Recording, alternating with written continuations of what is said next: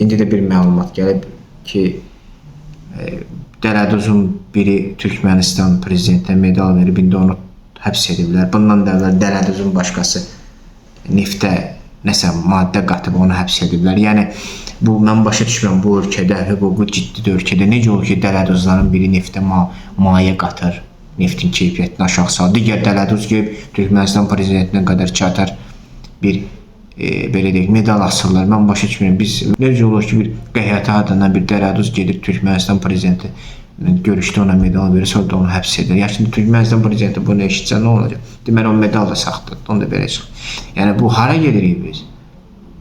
Dövlət normal vətəndaşlarına birinci baxsın ki, bu Dələduzlar da insanlarla istifadə etməsinlər, onların saflığından.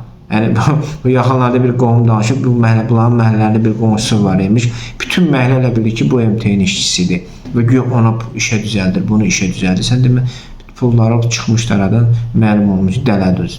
Bütün gün atasına gəlirlər ki, oğlun pulumuzu qaytarsın. Atası da belə deyək, azdan çoxdan tanımış adam da adını çəkmirəm. Yəni, məsəl üçün. Bu, hara gedirik biz? Bu Dələduzluğun qarşısı artıq dövlət səviyyəsinə çıxıb.